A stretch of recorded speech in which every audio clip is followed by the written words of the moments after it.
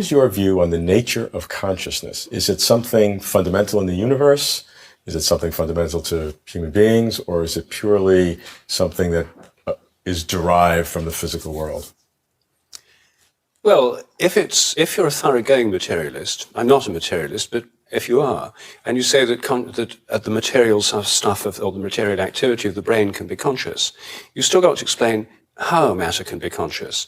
I think that the conventional view that the whole of nature is totally unconscious, that somehow when brains reach a certain size, a kind of light bulb of consciousness goes on, and it doesn't do anything anyway, even when it's gone on. I personally find that a fantastical point of view, very unconvincing, and even materialists don't seem to believe it very thoroughly once they leave their laboratories. It's very difficult to lead life as a thoroughgoing materialist. You are nothing but the activity of your brain, and that's all caused by physical causes. You don't really have any free will, just an illusion of it. Our whole legal system is based on the assumption people do have free will. I think it's a bizarre philosophy, and although it's common within neurophysiology labs, it's very hard to defend in philosophical terms, in my opinion. Notice when you say the brain produces consciousness, what we are saying is this living organ in this skull, which is a physical thing, which doctors can examine, which you can scan, which is an object. Just like this table is an object, the brain is also an infinitely more complex and mysterious and sophisticated object, a living organ, but still it's an object, just like any other object in this universe. And yet, we are claiming this object generates what we are experiencing right now. All of us, we are seeing, we are hearing, we're smelling, tasting, touching. And this glorious, you see the colors, you hear the sounds, this first-person experience. Our life is this. Our life is the red color of a rose. It is the taste of lemonade. It is the cold you feel on your skin in winter in Finland. All of these diverse conscious experiences, first-person experiences. This is what we call life. How is an object generating this? At the very least, the question should be asked. If we take a different view, if we take consciousness as primary, then we get to a view held by almost all religious traditions that consciousness comes first and gives rise to a universe. And this is not just religious, it's philosophical. For Plato, you have a realm of ideas or forms that comes first. The Platonic, he calls that reality. And then there's a kind of emanation, or for Neoplatonism, a kind of emanation from that realm to give the physical universe. So that's another way of thinking about it. Now, if it were just a matter of arguing philosophically, that would be the end of the matter. We wouldn't be able to get anywhere. But the reason that religions exist is because people have had mystical experiences over the ages where people, through consciousness itself, have felt that their consciousness is linked to some vastly greater consciousness than their own, which they identify as the ultimate consciousness of the universe or God or whatever name they choose to put to it. And now, one could say, well, it doesn't count as science, but science, as Lawrence Krauss emphasizes, is based on empirical facts, and consciousness is the ultimate empirical fact. Empirical means based on experience, and consciousness is experience. So the exploration of these ultimate realities, I think, involves mystical experience as well as scientific measurements. Whatever is happening in the world, our senses gather that information and dump it in the mind. So, with eyes gather visual information, forms, colors, shapes. Ears gather auditory information, sounds and all, vibrations. Tongue, nose, skin, and all of that information is dumped in the mind. In the mind, therefore, it's like visualized as a lake in which ripples are set out because of the information coming in from outside. So what's happening is when I focus on the microphone, and an image of the microphone, a mental image of the microphone is created. The light is reflected from the microphone, it goes into the eyes, and from the eyes to the optic nerves, electric You see, very interesting. The microphone doesn't go into the eyes, and then you have to call 911. It's just light goes into the eyes. Whatever we see in the world, it's very interesting. Whatever we see in the world, people, animals, plants, just sky and earth, all that goes into the eyes is just light, reflected light. That's all it can collect. And then there, an image is formed. And then from there, even the image is not there anymore. After that, just it's tiny bursts of electricity racing along your optic nerves to certain brain centers. And then what happens? Nobody knows. Nobody knows. I mean, scientifically, nobody knows. We all know practically what happens. We get a mental image. How those little bursts of electricity become a mental image, what's the connection? That's the hard problem of consciousness. Google hard problem of consciousness. Hard problem. There's a central question in consciousness studies which seems to puzzle all the scientists and philosophers and linguists and psychologists and neuroscientists. So many, it's a multidisciplinary subject, consciousness studies. But there is a question that puzzles all of them. How is it that a physical system like this body, how is it like a physical system like the brain and the nervous system? Completely physical. The doctors can see it. This physical system, how does it generate a subjective experience? How can an objective thing, how can a piece of matter like the brain generate a completely subjective first-person experience? That is something that they cannot understand at all. And they call it the hard problem of consciousness. The hard problem of consciousness is the problem of how physical processes in the brain give rise to the subjective experience of the mind and of the world. If you look at the brain from the outside, you see this extraordinary machine, an organ consisting of 84 billion neurons that fire in synchrony with each other. When I see, visual inputs come to my eyes, photons hit my eyes, they send a signal that goes up the optic nerve to the back of my brain. It sends neural firings propagating throughout my brain, and eventually I might produce an action. From the outside, though, I look like a complicated mechanism, a robot. This is how science might describe me from the objective point of view. But there's also a subjective point of view. There's what it feels like for the agent who is seeing the scene. When I see you, I see colors, I see shapes, I have an experience from a first-person point of view. There's something it's like to be me. And this is the conscious experience of seeing. It's part of the inner movie of the mind. This inner movie has many, many dimensions. It has the dimension of vision, it has the dimension of sound, like a normal movie, but it also has touch and taste and smell. It has emotions, it has thought, it has a sense of one's body. All of this is subjective experience. And it's one of the most familiar facts in the world that we have this subjective experience. But it's also one of the most mysterious. Why is it that these physical processes in the brain should produce subjective experience? Why doesn't it go on in the dark without any consciousness at all? No one right now knows the answer to this question. David Chalmers makes it more clear. He says, when you say something is producing something, you can examine every step of the way. Suppose a car factory. You go to a car factory and you see materials coming in, parts coming from different places, and they're being assembled, and at the end, a car comes out. And you can see at every step what's happening, how they're getting assembled, every step until the final product is produced. You can see it all.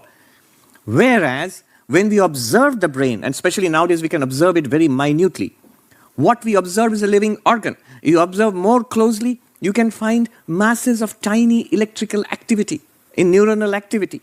That's the last thing that can be observed. How from those masses of tiny electrical activity, how do you get color? How do you get sound? How do you get music? How do you get art? How do you get pain and pleasure? Thousands of different, millions of different subjective experiences. How do you get from bursts of electricity? You are seeing a variety of colors here. Now, corresponding to that, scientists can show that some kind of electrical activity is going on in your brain. But the connection between that electrical activity and this experience which we are having now, what's the connection? Why is this? This is called the explanatory gap. The explanatory gap.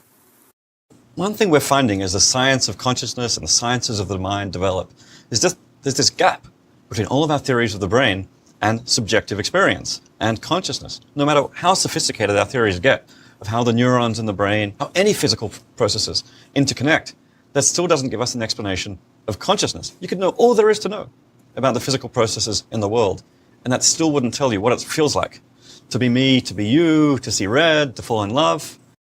And now there are multiple responses to this. Many, many, many theories of consciousness studies are, what is consciousness? They're floating around. Robert Lawrence Kuhn, some of you may have seen on YouTube this wonderful series called Closer to Truth. Closer to Truth. So this gentleman has been interviewing scientists, philosophers, theologians for many years now on the big questions of life, including consciousness. And he has recently written an article called The Landscape of Consciousness. It's publicly available. You can look it up. Well, it's encyclopedic, where he has put in all the theories of consciousness which are floating around now, and he's classified it into 10 categories. 10 categories of theories of consciousness. Not 10 theories of consciousness, 10 categories of theories of consciousness. So much diverse thinking is there on consciousness.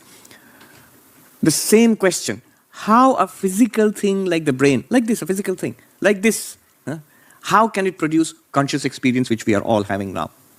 Almost every science student will learn that we have heat sensors that are part of our nervous system. They become activated. They send neural impulses up from the sensor along the nerves into the brain, and therefore we feel or perceive that heat. You're saying that doesn't really explain it.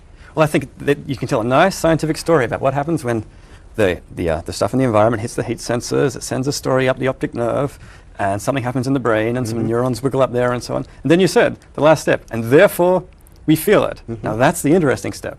How does that happen? How do those neurons firing and wiggling away inside the brain suddenly give rise to this subjective experience of hotness, the feeling of heat? Nothing in the scientific story, it seems, tells you why that has to happen. How does the water of the brain turn into the wine of consciousness? There's a strong correlation between brain activity and our conscious experience. That's why scientists think that brain is producing consciousness.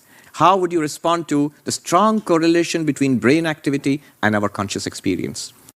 Most Western scientists assume that consciousness is produced in some way by the brain. There is, of course, a lot of evidence for that position. There is common sense evidence from our everyday lives. When you drink too much alcohol, or when you get knocked hard on your head, you don't think very clearly. We also have more sophisticated evidence from science of the link between the brain and consciousness. We can measure electrical activity in the brain during certain kinds of mental tasks and identify correlations between different areas of the brain and different activities. We can stimulate parts of the brain and record what experiences result. And we can remove parts of the brain and observe the effects on behavior. All of this evidence suggests that the brain is indeed involved in thinking, perception, and memory. But it does not necessarily suggest that the brain causes those thoughts, perceptions, and memories. As you are listening to me speak, there is electrical activity in the temporal lobe of your brain in an area called Brodmann's area. But does that electrical activity in your brain suggest that your temporal lobe is producing the sound of my voice? Not at all. All of the studies showing brain areas associated with different mental functions show only correlations, not causation. They are entirely consistent with the idea that thoughts, perceptions, and memories could take place in a consciousness somewhere separate from the brain, but are then received and processed by specific areas in the brain. It's much like a telephone or a radio or a television. The signal, the message, is created somewhere else, but your cell phone is necessary to receive and process the message. If we were to measure the electrical activity inside your cell phone, or electrically excite certain parts of it, or remove certain vital parts of your cell phone, we could show that certain parts of the phone were involved in your hearing the phone message.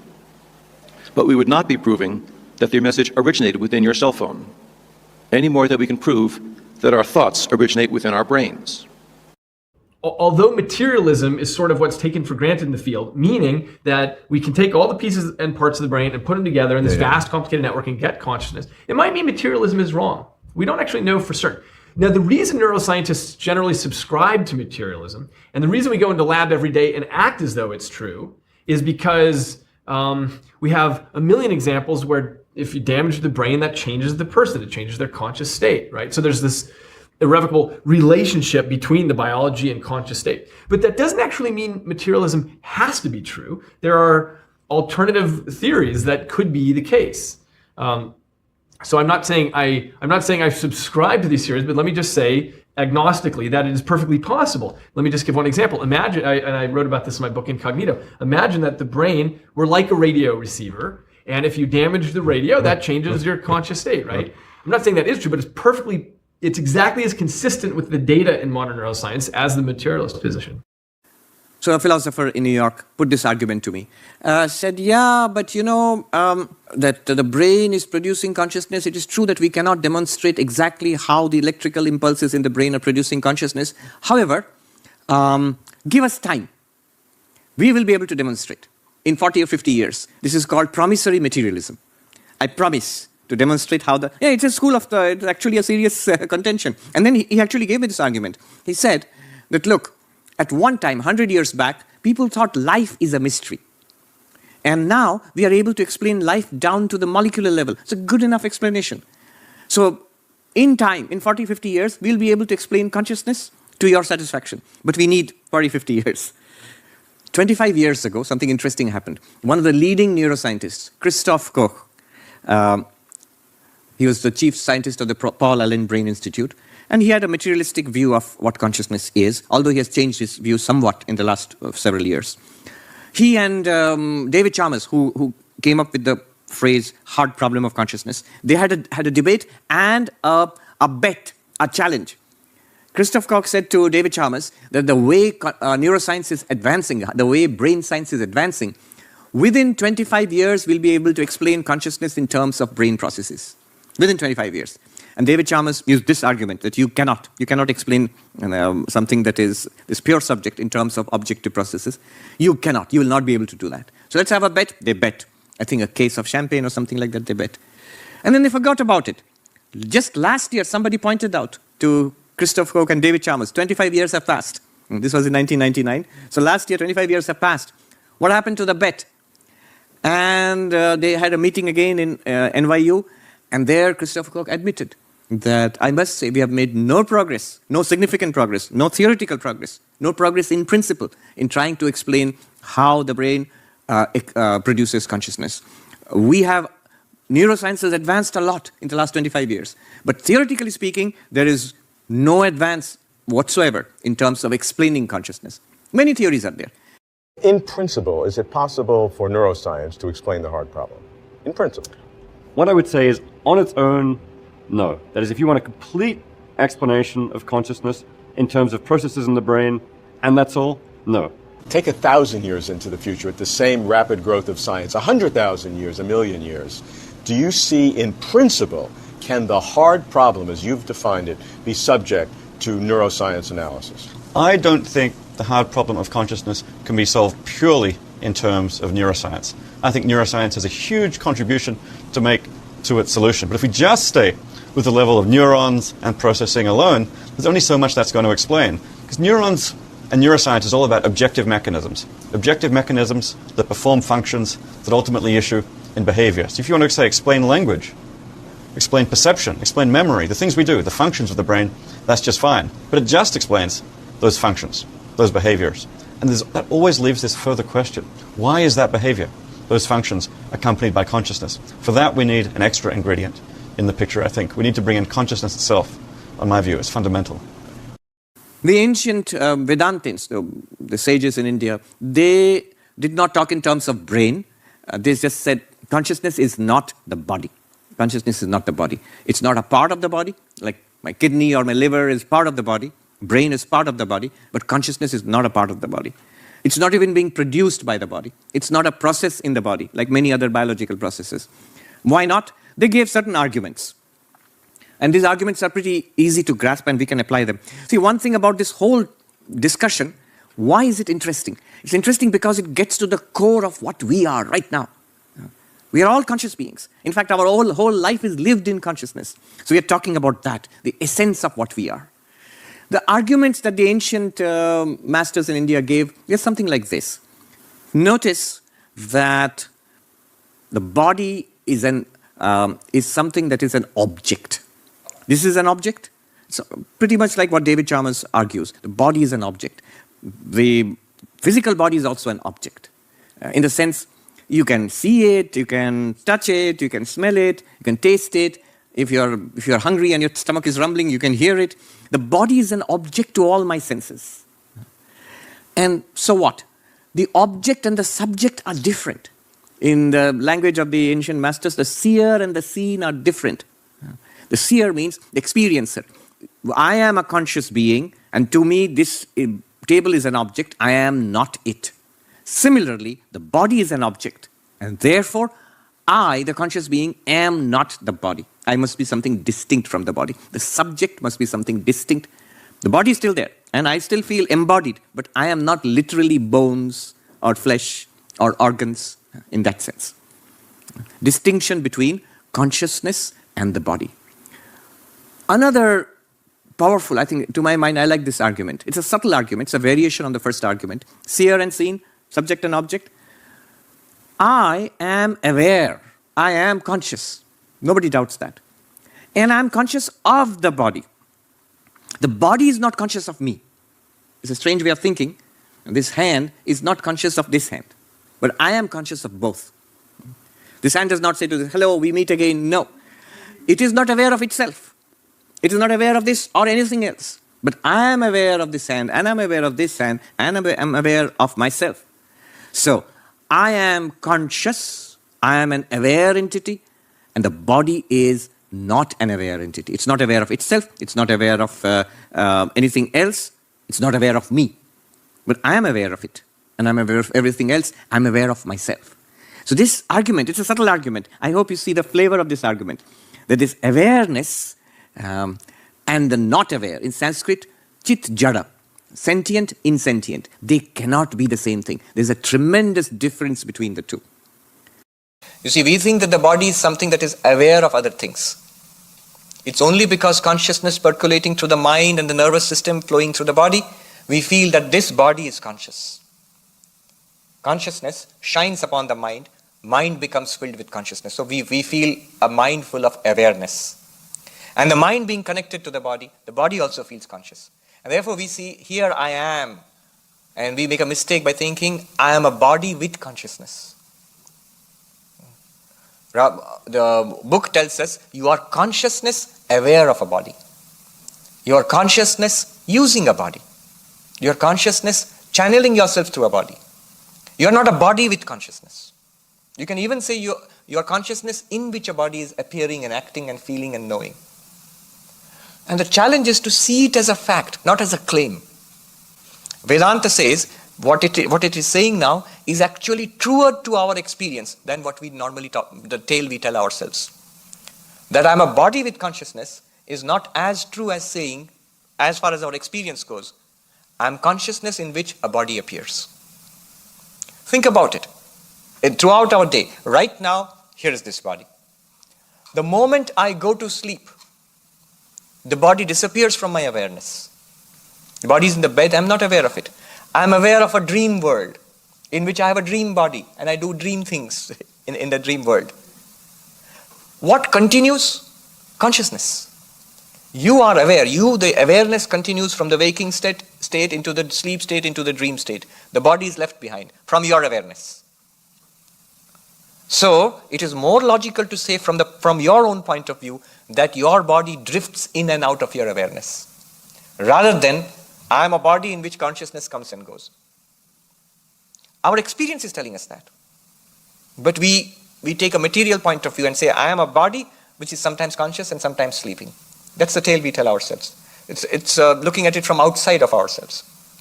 It's a mistake. And there is a saying, Pramadam vai mrityum aham bravimi. I say that error is death. Forgetfulness is death. Forgetfulness of our real nature is death. Pramadam vai mrityu. Pramada means error, a spiritual error.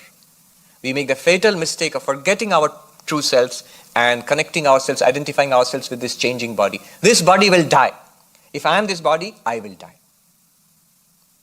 If I am the consciousness in which the body appears and goes, then I am the consciousness which will also witness the death of this body. If I am the witness of the death of this body, the body will die. Whether you know yourself as consciousness or not, it won't stop the death of the body. The body will grow old and it will die. But the consciousness will witness the death of this body also. That's the claim.